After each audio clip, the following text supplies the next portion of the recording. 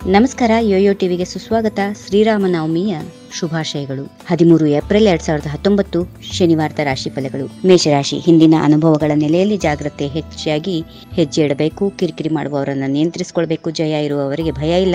ಧೈರ್ಯವಾಗಿ ಕಾರ್ಯಕ್ರಮಗಳನ್ನು ಹಮ್ಮಿಕೊಳ್ಳಿ. ಯಶಸ್ಸು ನಿಮ್ಮದಾಗುತ್ತದೆ. ಆತ್ಮೀಯ ಬಂಧುಗಳು ತಗಾದೆ ಎಬ್ಬಿಸಬಹುದು. ಜಾಗ್ರತೆಯಿಂದ ವ್ಯವಹರಿಸಿ. ಮನೆತನದ ಕೆಲವು ವಿಚಾರಗಳನ್ನ ಗುಪ್ತವಾಗಿ ಇಡುವುದು ಒಳ್ಳೆಯದು. ನೀವು ಇದ್ದದ್ದನ್ನ ಇದ್ದಂತೆ ಬೇರೆಯವರ ಮುಂದೆ ಹೇಳಿ ಸಮಸ್ಯೆಗೆ ಸಿಲುಕಿಕೊಳ್ಳುವಿರಿ. ಕೆಲವು ಸಮಸ್ಯೆಗಳು ಎದುರಾಗುವವು. ಅವುಗಳನ್ನು ಹೆಚ್ಚಿನ ತೊಂದರೆ ಇಲ್ಲದೆ ಎದುರಿಸುವ ಶಕ್ತಿ ನಿಮಗೆ ಬರಬೇಕಾಗಿದ್ದ ಹಣಕಾಸು ಬರುತ್ತದೆ. ವೃಷಭ ರಾಶಿ, ಸುಲಭವಾಗಿ ಪರಿಹಾರವಾಗುವ ವಿಷಯಕ್ಕೆ ಕಾದಾಡದೆ ಮಾತುಕತೆ ಮುಂದುವರೆಸಿದ್ರೆ ಒಳ್ಳೆಯದಾಗುತ್ತೆ. ಆಸ್ತಿಗೆ ಸಂಬಂಧಪಟ್ಟ ಕಾಗದ ಪತ್ರಗಳನ್ನು ಕುಲಂಕುಷವಾಗಿ ಪರಿಶೀಲಿಸಿಕೊಳ್ಳಿ.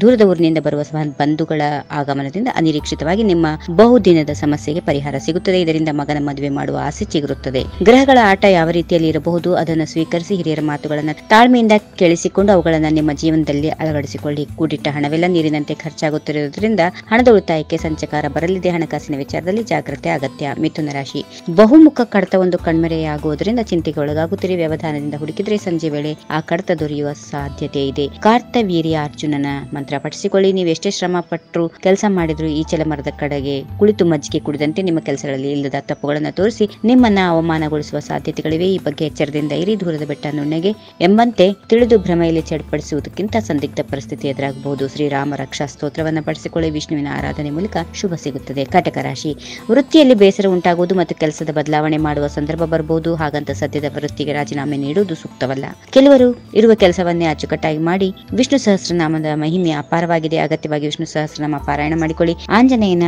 ಗುಡಿಯಲ್ಲಿ ದೀಪಾರಾಧನೆ ಮಾಡಿ. ಸಾಧ್ಯವಾದರೆ ಹೆಸರು ಕಾಳನ್ನು ದಾನ ಮಾಡಿ. ನಿಮ್ಮ ಮನೋಕಾಮನೆಗಳು ಪೂರ್ಣಗೊಳ್ಳುತ್ತವೆ. ಮನೆಯ ಸದಸ್ಯರು ಮೇಲೆ ವಿನಾಕಾರಣ ಕೋಪಗೊಳ್ಳುವಿರಿ. ಎಷ್ಟೇ ಕೂಗಾಡಿದ್ರೂ ನಿಮ್ಮ ಕೋಪ ಕೆಲಸಕ್ಕೆ ಬಾರದ ವಿಷಯ. ನೀವೇ ನಿಮ್ಮ ಕೋಪ ನಿಯಂತ್ರಿಸಿಕೊಳ್ಳಿ. ಇದರಿಂದ ಒಳ್ಳೆಯದಾಗುತ್ತೆ. ಸಿಂಹರಾಶಿ, ಕಾರಣವಿಲ್ಲದೆ ಜಗಳಕ್ಕೆ ಬರುವವರ ಬಗ್ಗೆ ಎಚ್ಚರಿಕೆ ಇರಲಿ.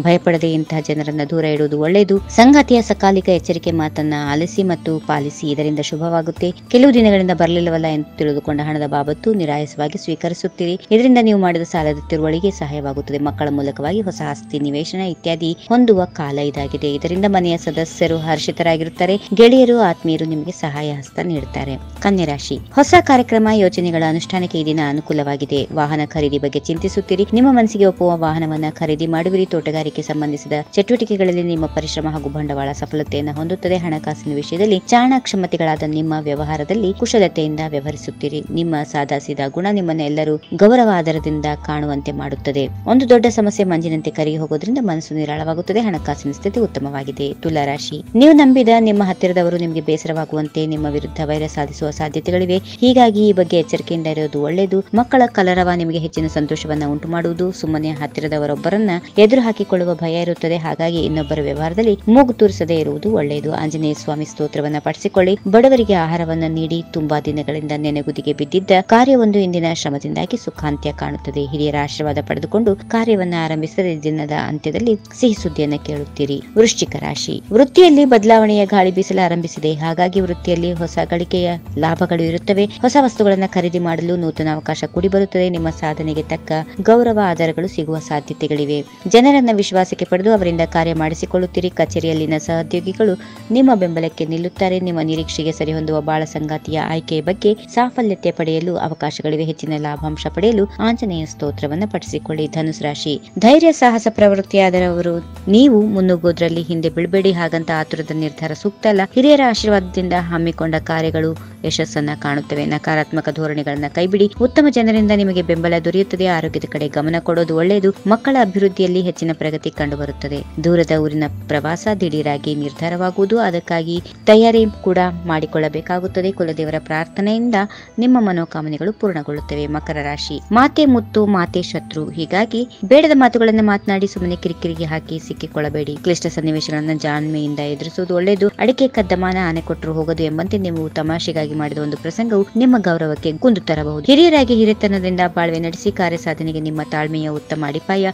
ಹಾಗಾಗಿ ಎದುರಾಗುವ ಸಮಸ್ಯೆಗಳನ್ನು ನಗುಮುಖದಿಂದಲೇ ಸ್ವೀಕರಿಸಿ. ಕಷ್ಟಗಳನ್ನ ಮನುಜನ ಸರ್ವಾಂಗೀಣ ಅಭಿವೃದ್ಧಿಗೆ ಕಾರಣವಾಗುತ್ತವೆ. ಕುಂಭರಾಶಿ ಆರೋಗ್ಯವೇ ಭಾಗ್ಯ ಎಂಬುದನ್ನು ನೆನಪಿನಲ್ಲಿಟ್ಟುಕೊಂಡ್ರೆ ಸಾಲದು. ಅದಕ್ಕಾಗಿ ಸೂಕ್ತ ಯೋಗ ಪ್ರಾಣಾಯಾಮಗಳನ್ನು ಮಾಡುವ ಮೂಲಕ ದೇಹ ದಂಡಿಸಿದ್ರೆ ಆರೋಗ್ಯವನ್ನ ಕಾಪಾಡಿಕೊಳ್ಳಬಹುದು. ಖರ್ಚಿನ ದಾರಿಗಾಗಿ 108 ರೀತಿಯ ಪಟ್ಟಿ ನಿಮ್ಮ ಎದುರಿಗೆ ಬಂದು ನಿಲ್ಲುತ್ತದೆ. ಅತ್ಯಂತ ತುರ್ತು ಸಮಯದಲ್ಲಿ ಮಾತ್ರ ಹಣವನ್ನ ಖರ್ಚು ಮಾಡುವುದು ಒಳ್ಳೆಯದು.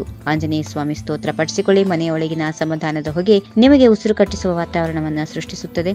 ಆದಷ್ಟು ದೇವತಾ ಕ್ಷೇತ್ರಗಳಿಗೆ ಹೋಗಿ ಬನ್ನಿ.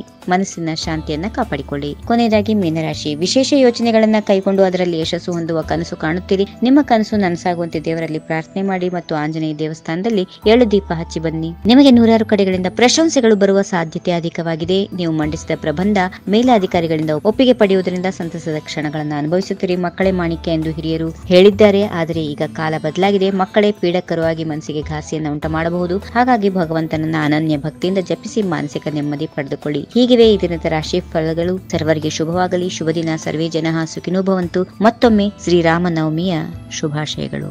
If you like this video, ಬೇಗ ಲೈಕ್ ಮಾಡಿ, ಕಾಮೆಂಟ್ ಮಾಡಿ, ಶೇರ್ ಮಾಡಿ ಹಾಗೂ ಯೋಯೋ ಟಿವಿ ಕನ್ನಡವನ್ನು ಸಬ್ಸ್ಕ್ರೈಬ್ ಮಾಡಿ.